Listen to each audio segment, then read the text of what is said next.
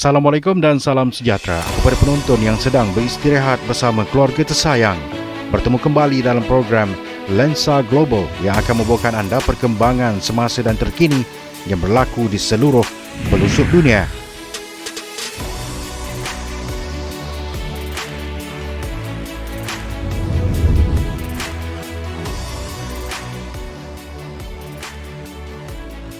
Rishi Sunak, 42 tahun, dilantik secara rasmi sebagai Perdana Menteri baharu Britain pada Selasa selepas menghadap Raja Charles III di Istana Buckingham dan menerima titah untuk membentuk kerajaan.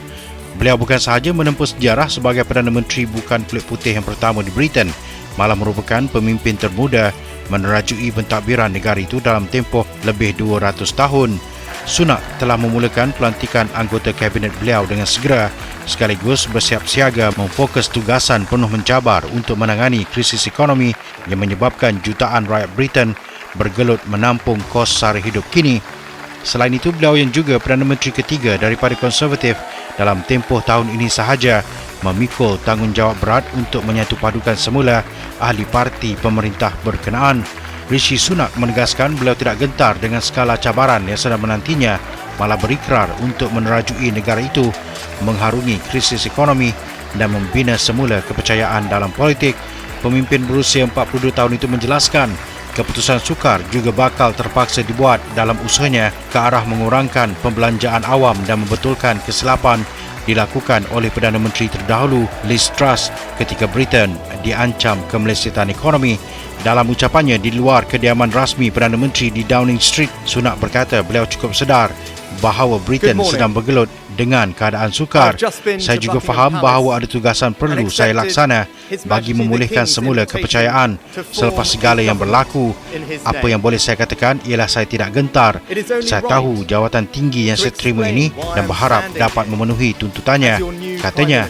Sunak, antara individu terkaya di Parlimen Britain, dijangka memotong perbelanjaan untuk menutup lubang dianggarkan mencecah 40 bilion pound atau 217 bilion ringgit dalam kewangan awam yang diakibatkan oleh kemelut kelembapan ekonomi, kos pinjaman lebih tinggi dan skim sokongan tenaga.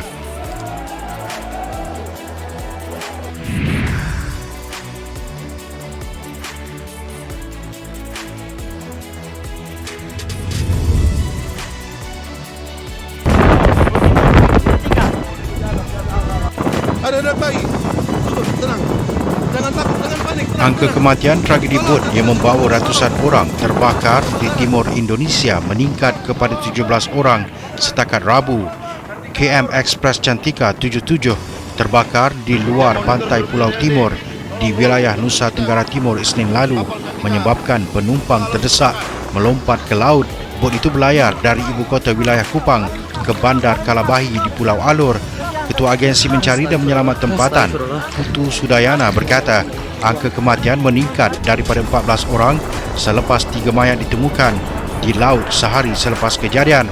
Pasukan penyelamat mengesahkan 312 mangsa terselamat dan menemui 17 mayat selepas kebakaran di laut, kata Sudayana. Katanya operasi mencari akan diteruskan selama seminggu memandangkan jumlah penumpang masih belum dapat disahkan. Ishak Nuka, Ketua Agensi Pengangkutan Nusa Tenggara Timur, memberikan angka kematian yang sama tetapi jumlah mangsa terselamat lebih rendah iaitu 311. Kami tidak tahu berapa ramai orang yang berada di dalam kapal kerana jumlah yang terselamat sudah lebih tinggi daripada senarai penumpang 167 orang, katanya kepada media.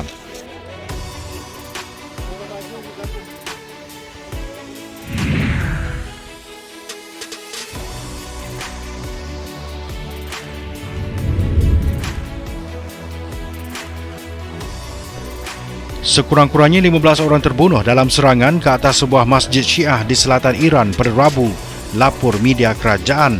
Serangan disyaki dilakukan oleh pengganas bersenjata ketika solat maghrib di makam Shah Cheragh di Bandar Shiraz. Itu turut mencederakan sekurang-kurangnya 19 orang, kata televisyen kerajaan.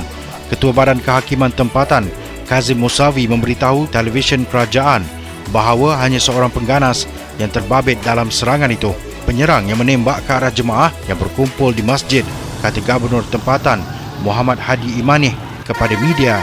seorang saksi memberitahu agensi berita IRNA bahawa dia mendengar tangisan wanita ketika solat maghrib bermula dan penyerang memasuki masjid serta melepaskan tembakan. Media Iran menyiarkan imej dan rakaman video yang menunjukkan mayat berlumuran darah ditutup dengan kain terbaring di dalam masjid. Agensi berita Iran Fars berkata seorang wanita dan 2 kanak-kanak adalah antara yang terbunuh. Kumpulan pelampau agama mengaku bertanggungjawab ke atas serangan berkenaan. Menurut Menteri Luar Hussein Amir Abdullahian, Iran tidak akan berdiam diri susulan serangan ke atas sebuah masjid Syiah yang mengakibatkan 15 orang terkorban dengan mendakwa insiden didalangi kumpulan pengganas itu dirancang untuk menggugat kestabilan negara. Dalam satu kenyataan, beliau berkata pihak berkuasa sudah menahan seorang lelaki bersenjata yang melakukan serangan di makam Shah Cheragh di Bandar Shiraz.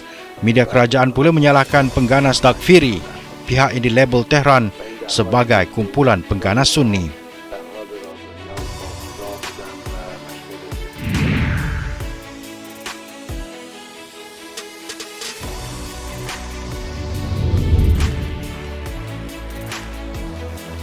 Pasukan penyelamat Bangladesh menemukan mayat 4 pelaut kapal korek, menjadikan jumlah kematian keseluruhan akibat taufan Sitrang kepada 28 ketika jutaan lagi penduduk terputus bekalan elektrik.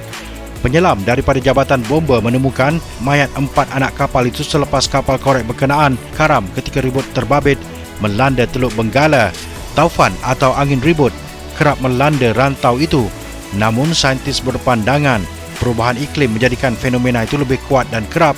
Isnin lalu, taufan Sitrang membadai selatan Bangladesh, namun pihak berkuasa sempat memindahkan kira-kira 1 juta penduduk ke kawasan selamat sebelum ribut itu melanda. Dengan kelajuan angin 80 km sejam, taufan itu meninggalkan kesan kemusnahan di Bangladesh yang didiami puluhan juta penduduk dengan timbunan pokok diterbangkan ratusan kilometer dari pusat ribut sehingga ke Dhaka. Kerajaan Bangladesh memaklumkan hampir 10,000 kediaman yang berbumbungkan zinc mengalami kerosakan dan musnah, manakala tanaman di kawasan pertanian rosak ketika negara itu mencatatkan inflasi makanan tertinggi. Sementara itu, jurucakap Lembaga Elektrifikasi Luar Bandar, Debanesh Chakrabarti, memaklumkan hampir 5 juta penduduk masih terputus bekalan elektrik setakat Rabu. Ketika ini, kira-kira 1 juta penduduk yang dipindahkan ke tempat selamat dari kawasan rendah sudah pulang ke kediaman masing-masing.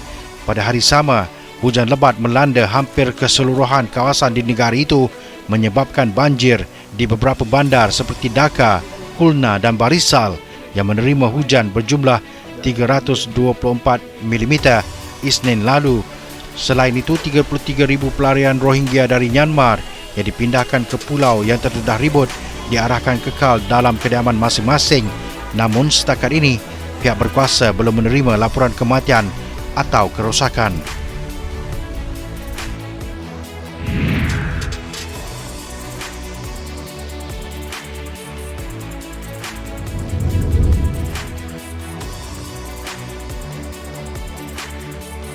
Misi pembekalan United Kingdom akan menjadi antara yang pertama untuk mula mengeluarkan sampah dari angkasa, menangkapnya dengan cakar besar dan memindahkannya ke orbit yang akan membakarnya di atmosfera. Misi yang dinamakan Clear ini akan mengeluarkan 2 buah sampah besar angkasa dari orbit bumi yang rendah, percubaan pertama untuk meredakan keadaan persekitaran angkasa lepas yang berbahaya dengan pelbagai sampah. Suruhanjaya Komunikasi Persekutuan Amerika Syarikat berkata daripada 10,000 satelit yang digunakan sejak 1957, lebih separuh tidak lagi berfungsi.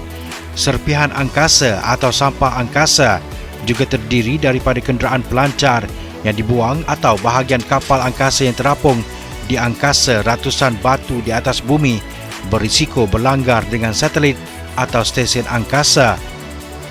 Serpihan juga boleh disebabkan oleh letupan di angkasa lepas atau apabila negara menjalankan ujian peluru berpandu untuk memusnahkan satelit mereka sendiri dengan peluru berpandu. Rusia, China, Amerika Syarikat dan India telah menembak jatuh satelit mencipta serpihan angkasa lepas.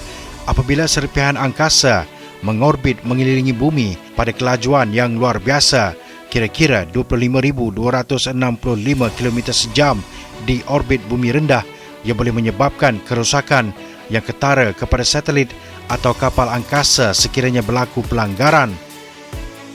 So if you think about a car, if it breaks down or runs out of fuel, we do something about it. We fix it, we refuel it, we use it again. In space, we don't do that. We treat satellites as a single-use item. We use them once, we discard them, we leave them to clutter up space and interfere with future space operations. So that's unsustainable. We need to do something differently. Kami melihat pelanggaran berlaku.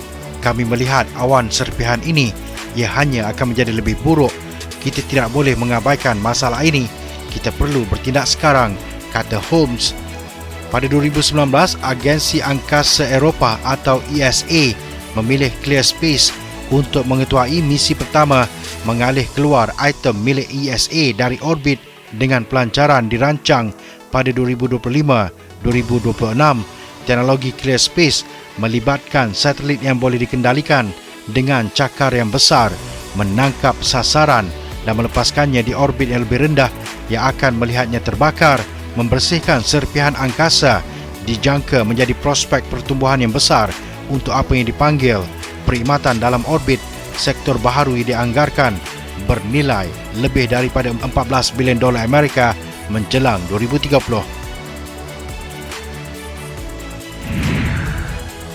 Orang ramai di seluruh dunia berkumpul untuk melihat gerhana matahari separa pada Selasa.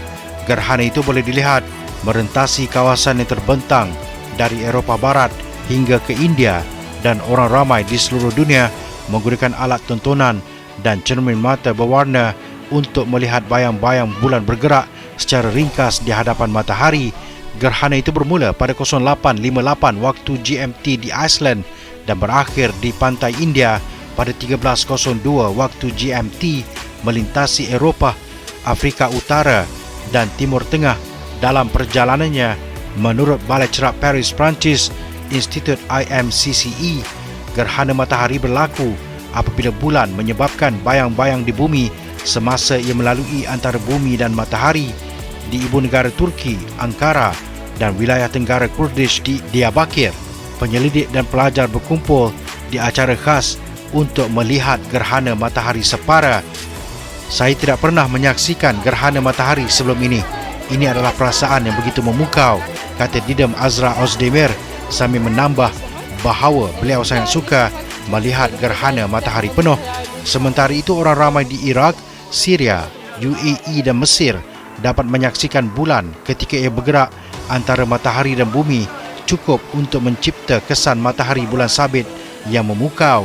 Gerhana matahari terbaik dapat dilihat di Timur Laut Afrika, Timur Tengah, Eropah dan Asia Barat kerana perbezaan zon waktu.